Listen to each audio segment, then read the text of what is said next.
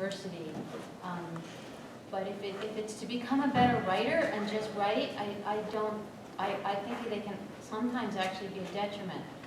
I know I have a strong opinion about it, but I know lots of people who spent years just trying to shed you don't want to hear my opinion, it's too harsh. but if you want a job, like I looked into it myself, because if you want a job, you can make money. We all talked about we have to earn a living. It's a way to have that degree to get a job. For playwriting, well, Juilliard is free. It's hard to get in, but if you get it, it's free. And I think Yale as a graduate program is free. But I taught a semester at NYU, and I knew those kids were paying $65,000 a year, and I knew they were never going to make that back as a playwright, and it just felt sad to me. Truly, I don't know a playwright who doesn't teach. We all teach. Even the successful playwrights teach, because your play that's doing well this year is not going to do well next year. And so I just think as an investment, getting an MFA is a lot of money. If you could do it cheaply, I think it's worth it so you could teach, but otherwise don't spend $65,000 a year. Yeah, I mean, you know, my feeling is, you know, the day that I started working at Random House in 1985, on one end, I was sitting in a bank of cubicles, right? And on one side of me was a woman named Amy Holmes, who we now know as A.M. Holmes, okay? And on the other side of me was a woman named Ann Packer. And at the end of those 6 months, the two of them packed up their cubicles and went out to Iowa to the Writers' Conference, all right?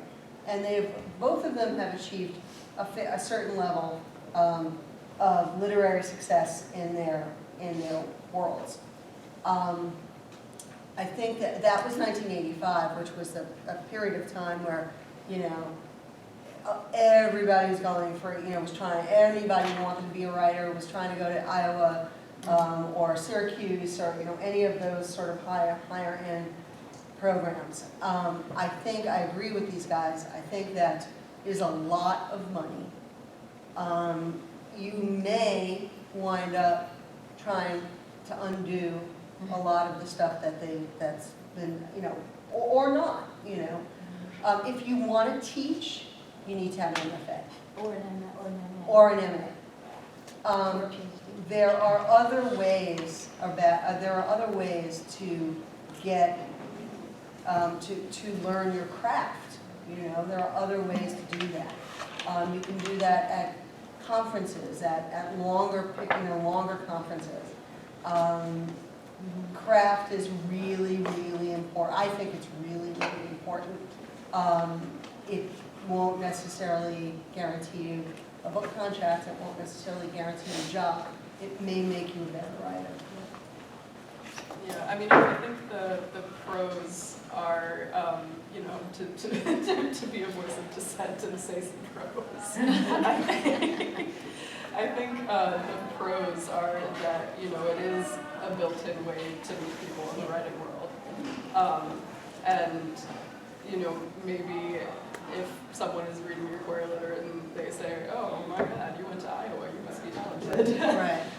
So there is that, but I also feel like you can accomplish the same thing through sort of, you know, clawing your way through that networking and just slowly getting things published. If you can, I mean, if you can show a track record as a talented writer, it doesn't matter if you went to Iowa or if you've been published in, you know, several literary magazines. It's sort of the same impact. So, so in terms of having a higher chance of getting published, I think it's definitely true. It doesn't necessarily guarantee anything.